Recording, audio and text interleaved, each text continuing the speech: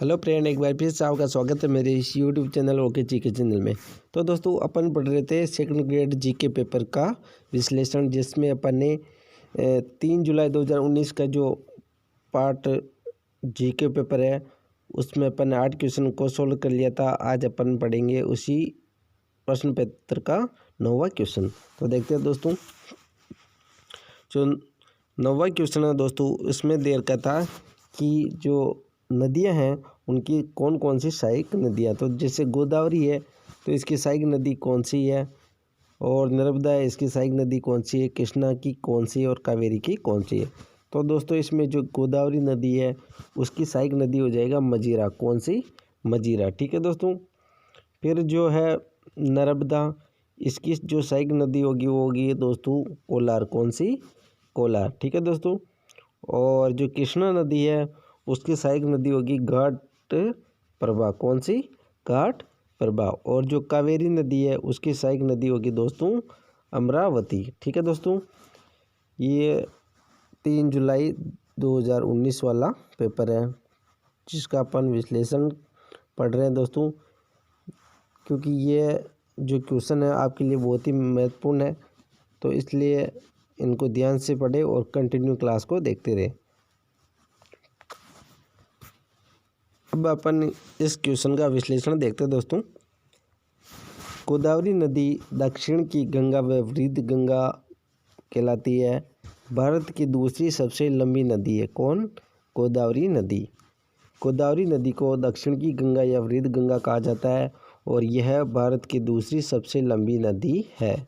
और प्रायद्वीपीय भारत की सबसे लंबी नदी कौन सी है? गोदावरी। कौन सी है दोस्तों? गोदावरी। ठीक है।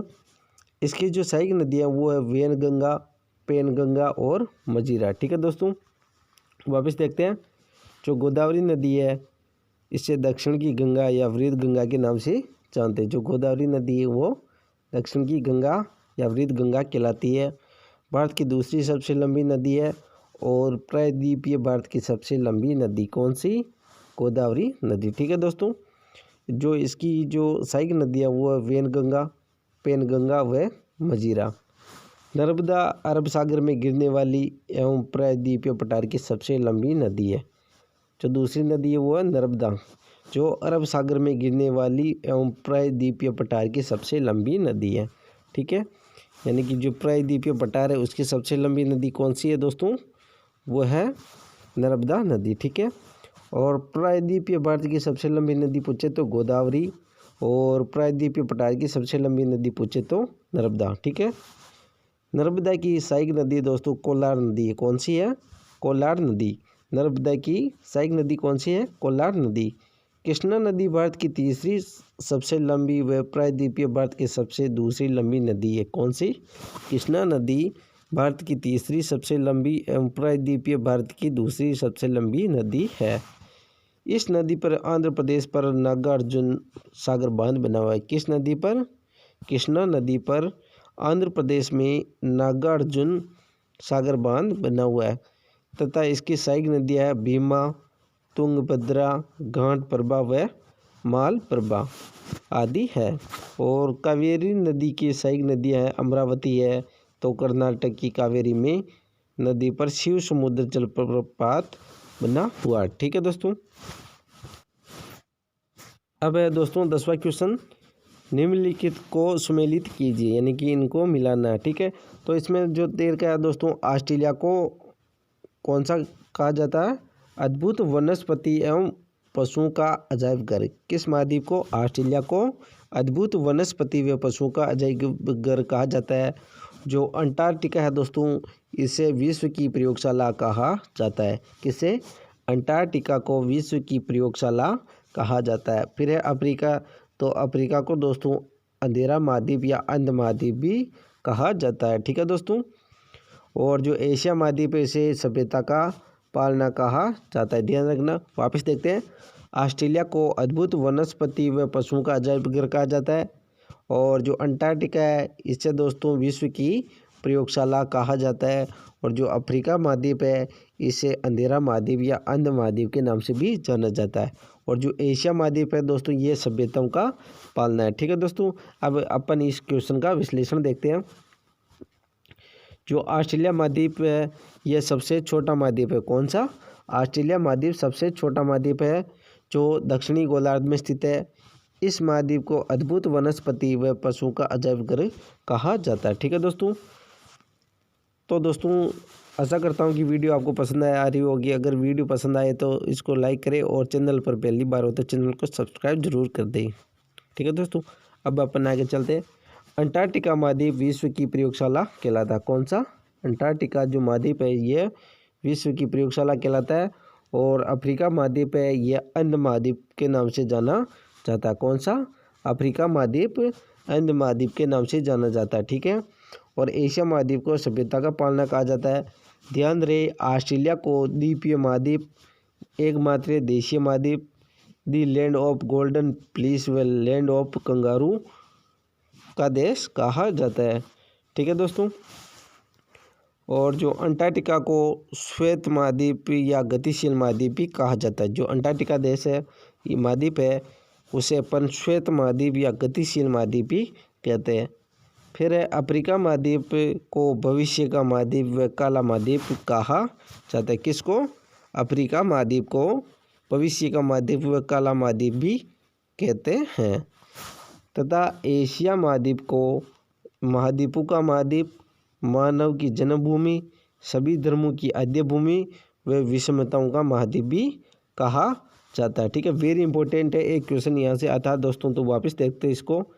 ऑस्ट्रेलिया महाद्वीप यह सबसे छोटा महाद्वीप है, यानी कि विश्व का सबसे छोटा महाद्वीप कौन सा? ऑस्ट्रेलिया, जो दक्षिणी गोलार्ध में स्थित है। इस महाद्वीप को अद्भुत वनस्पति पशुओं का अजायब घर कहा जाता है। अंटार्कटिका महाद्वीप विश्व की प्रयोगशाला कहलाता है। ठीक है, ध्यान रखना, यानी कि जो अंटार्कटिका महाद्वीप है वो विश्व की प्रयोगशाला कहलाता है। अफ्रीका महाद्वीप को अंध महाद्वीप भी कहा जाता है। एशिया महाद्वीप को सभ्यता का पालना कहा जाता है। ध्यान रहे, ऑस्ट्रेलिया को द्वीपीय महाद्वीप, एकमात्र देशीय महाद्वीप, the land of golden fleece या लैंड ऑफ कंगारू महाद्वीप भी कहा जाता है। ठीक है, अंटार्कटिका को श्वेत महाद्वीप व गतिशील महाद्वीप भी कहा जाता है। और अफ्रीका महाद्वीप को भविष्य का महाद्वीप व काला महाद्वीप कहा जाता है। एशिया महाद्वीप को महाद्वीपों का महाद्वीप, मानव की जन्मभूमि, सभी धर्मों की आद्य भूमि व विषमताओं का महाद्वीप भी कहा जाता है। वेरी इंपॉर्टेंट चीज़ है दोस्तों, तो ध्यान रखना इसको। अब अपन आगे देखते हैं दोस्तों, निम्नलिखित में से किस देश की जनसंख्या 2011 में सर्वाधिक थी? Brazil, Bangladesh, Japan, Germany. तो ब्राज़ील की जनसंख्या 2011 में सर्वाधिक थी। ठीक है, ब्राज़ील जो देश है इसकी जनसंख्या सर्वाधिक थी। ब्राज़ील दक्षिण अमेरिका का सबसे विशाल व महत्वपूर्ण देश है। तो बांग्लादेश, जर्मनी व जापान की तुलना के अनुसार 2011 की जनगणना या जनसंख्या ब्राज़ील की सर्वाधिक थी। ठीक है दोस्तों, यानी कि 2011 में जो ब्राज़ील है उसकी जनसंख्या क्या थी? सर्वाधिक थी। ध्यान रहे, जनगणना 2011 के अनुसार ब्राज़ील की जनसंख्या 19.7 करोड़ थी। कितनी थी? 19.7 करोड़। वह विश्व का 5वां सबसे बड़ा देश है। कौन? ब्राज़ील। ठीक है दोस्तों, अब अपन आके देखते हैं दोस्तों, सम्मिलित नहीं है, ये पूछ रहा है कि कौन सा सम्मिलित नहीं है? दक्षिण प्रशांत, सुलू सागर, उत्तरी अटलांटिक, सार्स गैसो सागर, आर्कटिक कारा सागर, उत्तरी प्रशांत, कोरल सागर। तो डी इसमें आंसर होगा, यानी कि उत्तरी प्रशांत यानी कोरल सागर। ठीक है दोस्तों, ये सम्मिलित नहीं है। इसका मतलब दक्षिणी प्रशांत जो सीमावर्ती सागर है वो सुलू सागर सही है, उत्तरी अटलांटिक में सार गैसो सागर सही है, आर्कटिक में कारा सागर सही है। इसका मतलब उत्तर प्रशांत कोरल सागर नहीं है। ठीक है, अब इसका विश्लेषण देखते हैं। दक्षिणी प्रशांत महासागर सुलू सागर से, उत्तरी अटलांटिक सार गैसो सागर से, आर्कटिक काला सागर से संबंधित है। ठीक है दोस्तों, जो दक्षिणी प्रशांत महासागर है वो सुलू सागर से, उत्तरी अटलांटिक जो महासागर वो सार्स गैसों से, और आर्कटिक जो महाद्वीप है वो काला सागर से संबंधित है। ध्यान रहे, कोरल सागर का संबंध दक्षिणी प्रशांत सागर से है। जो ये कोरल सागर है इसका संबंध किससे है? दक्षिणी प्रशांत सागर से। ठीक है दोस्तों, ध्यान रखना है। वापस देख लेते हैं एक बार। दक्षिणी प्रशांत महासागर का संबंध सुलभ सागर से है। उत्तरी अटलांटिक का संबंध सार गैसों से है। आर्कटिक महाद्वीप का संबंध काला सागर से है। और जो कोरल सागर है उसका संबंध दक्षिण प्रशांत सागर से है। ठीक है दोस्तों, अब अपन आगे चलते हैं। एशिया और उत्तरी अमेरिका को संयुक्त करने वाली जलडमरू मध्य है। वेरी इंपॉर्टेंट क्वेश्चन है। अधिकतर इस जल संधियों से एक क्वेश्चन आता है, तो ध्यान रखना इनको, जल संधियों को आप अच्छे से याद करें। तो इसमें है कि एशिया व उत्तरी अमेरिका को संयुक्त करने वाला यानी जोड़ने वाला जलडमरू मध्य कौन है? तो इसमें देर का डेविस जलडमरू मध्य, मलक्का, बेरिंग या जिब्राल्टर। तो इसका आंसर होगा बेरिंग जल संधि। ठीक है, या बेरिंग जलडमरू मध्य। ठीक है दोस्तों, जो एशिया व उत्तरी अमेरिका को संयुक्त रूप से जोड़ने वाली कौन सी जलडमरू मध्य? तो वो है बेरिंग जल संधि या जलडमरू मध्य। बेरिंग जलडमरू मध्य आर्कटिक व बेरिंग सागर से संबंधित है। ध्यान रखना है दोस्तों, बेरिंग जलडमरू मध्य आर्कटिक व बेरिंग सागर से संबंधित है, जो अलास्का, यूएसए व रूस को अलग करता है। तो ये क्वेश्चन बनता है कि अलास्का, यूएसए व रूस को अलग करने वाला जलडमरू मध्य कौन सा है? तो वह बेरिंग जलडमरू मध्य। ठीक है, और एशिया व उत्तरी अमेरिका को संयुक्त करने वाला जलडमरू मध्य कौन सा है? तो वो कौन सा है? बेरिंग। ठीक है, वापस देखते हैं। बेरिंग जलडमरू मध्य आर्कटिक व बेरिंग सागर से संबंधित है, जो अलास्का, यूएसए व रूस को अलग करता है। तो वही मलक्का जल संधि इंडोनेशिया व मलेशिया को अलग करती है, और अंडमान सागर एवं दक्षिण चीन सागर को जोड़ता कौन? मलक्का जल संधि। ठीक है, जो मलक्का जल संधि है दोस्तों, ये इंडोनेशिया, मलेशिया, अंडमान सागर व दक्षिण चीन सागर को जोड़ता कौन? मलक्का जल संधि। यानी कि जल संधियों से आपको अच्छे से याद करनी है। ठीक है, अब अपन आगे देखते हैं। क्षेत्रफल की दृष्टि से कौन सा महाद्वीप ऑस्ट्रेलिया से बड़ा और अंटार्कटिका से छोटा है? तो दक्षिणी अमेरिका, यूरोप, उत्तरी अमेरिका और दक्षिणी अफ्रीका। ठीक है, तो जो इसका होगा यूरोप, इसका जो होगा आंसर यूरोप होगा। क्या होगा? यूरोप। यूरोप महाद्वीप क्षेत्रफल की दृष्टि से छठवां तथा जनसंख्या के आधार पर तीसरा महाद्वीप है, जो विश्व के क्षेत्रफल का 6.5% है। यानी कि जो यूरोप महाद्वीप है वो विश्व के क्षेत्रफल का कितना प्रतिशत है? 6.5%। ठीक है दोस्तों, यूरोप को प्रायद्वीपियों का प्रायद्वीप भी कहा जाता है। जो यूरोप महाद्वीप है उसे प्रायद्वीपों का प्रायद्वीप भी कहा जाता है। यूरोप महाद्वीप क्षेत्रफल की दृष्टि से ऑस्ट्रेलिया को छोड़कर अन्य सभी महाद्वीपों से छोटा है। यह विश्व का सर्वाधिक नगरीकृत महाद्वीप है। ठीक है, वापस देखते हैं। यूरोप महाद्वीप क्षेत्रफल की दृष्टि से छठवां है, जनसंख्या के आधार पर तीसरा महाद्वीप है, जो विश्व के क्षेत्रफल का 6.5% है। ठीक है दोस्तों, यूरोप को प्रायद्वीपों का प्रायद्वीप कहा जाता है। यूरोप महाद्वीप क्षेत्रफल की दृष्टि से ऑस्ट्रेलिया को छोड़कर अन्य सभी महाद्वीपों से छोटा है। यह विश्व का सर्वाधिक नगरीकृत महाद्वीप कौन सा? यूरोप महाद्वीप। ठीक है, राजस्थान में निम्नलिखित में से कौन सा सीमेंट का उद्योग केंद्र नहीं है? क्या पूछ रहा है? राजस्थान में निम्नलिखित में से कौन सा सीमेंट उद्योग का केंद्र नहीं है? तो निम्बाहेड़ा, मोडेक, गडेपान, ब्यावर। तो इसका आंसर क्या होगा? गडेपान होगा। ठीक है दोस्तों, क्या आंसर होगा? गडेपान में सीमेंट उद्योग केंद्र नहीं है, जबकि निम्बाहेड़ा में है, मोडेक में है और ब्यावर में है।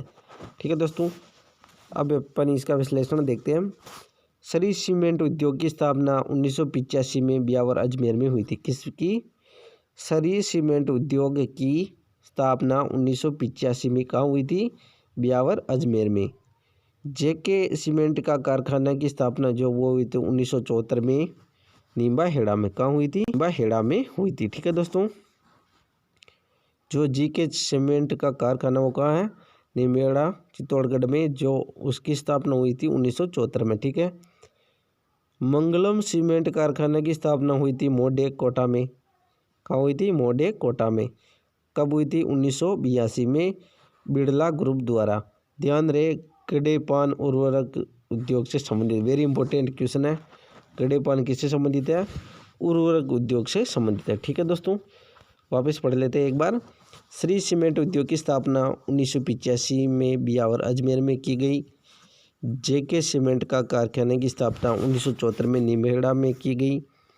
और जो मंगलम सीमेंट कारखाना है उसकी स्थापना मोडे गांव कोटा में 1982 में बिड़ला ग्रुप द्वारा की गई। ठीक है दोस्तों, ध्यान रहे, गडेपान उर्वरक उद्योग से संबंधित है। ठीक है, वेरी इंपॉर्टेंट है, तो ध्यान रखें दोस्तों। इस बुक से आपके लगभग 70% क्वेश्चन वापस आपके मिल जाएंगे, तो इसको कंटिन्यू देखते रहिए दोस्तों। ठीक है दोस्तों, अब अपन आगे चलते हैं। मिनीमाता खाड़ी में प्रदूषण का क्या कारण था? मिनीमाता खाड़ी में प्रदूषण का क्या कारण था? ठीक है दोस्तों, रेडियोधर्मी पदार्थ, तेल, पारा, घरेलू अवशिष्ट जल। तो इसका जो आंसर होगा वो क्या होगा? पारा। जो मिनीमाता खाड़ी है उसमें प्रदूषण का क्या कारण था? पारा। ठीक है दोस्तों, मिनीमाता खाड़ी में प्रदूषण फैलने की यह दुर्घटना एक रासायनिक कारखाने की वजह से हुई थी। किसके कारण? रासायनिक कारखाने की वजह से। ठीक है, जो अपने अपशिष्ट पदार्थों को मिनीमाता की खाड़ी में फेंक देता था। इन पदार्थों में पारे या मरकरी के लवण मुख्य थे। मिनीमाता खाड़ी जापान में स्थित है। कहाँ स्थित है? जापान में स्थित है। मिनीमाता खाड़ी है वो कहाँ स्थित है दोस्तों? ये जापान में स्थित है मिनीमाता खाड़ी। ठीक है, ये ध्यान रखना, कहाँ स्थित है? जापान में। ठीक है दोस्तों, अब अपन आगे देखते हैं। 2011 की जनगणना के अनुसार राजस्थान के कौन से जिले में उसकी ग्रामीण जनसंख्या का लिंगानुपात 1000 से अधिक है? वेरी इंपॉर्टेंट है दोस्तों, क्योंकि हर बार जनसंख्या से एक क्वेश्चन पूछते हैं।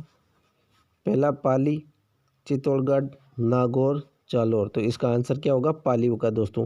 क्वेश्चन क्या था? 2011 की जनगणना के अनुसार राजस्थान के कौन से जिले में उसकी ग्रामीण जनसंख्या का अनुपात, लिंगानुपात 1000 से अधिक है? तो वो है पाली। ठीक है, जनगणना 2011 में सर्वाधिक ग्रामीण लिंगानुपात राज्य में पाली जिले में रहा, और कितना रहा? 1003।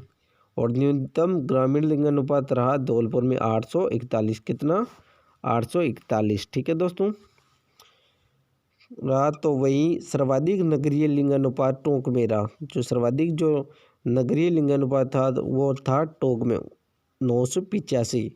और न्यूनतम नगरीय लिंगानुपात वाला जिला था जैसलमेर 807। ठीक है दोस्तों, आशा करता हूं दोस्तों वीडियो पसंद आई होगी। अगर वीडियो पसंद आए तो वीडियो को लाइक करें, और चैनल पर पहली बार हो तो चैनल को सब्सक्राइब जरूर करें, ताकि आने वाली हर वीडियो का नोटिफिकेशन आपको प्राप्त हो सके। तब तक के लिए जय हिंद, जय भारत।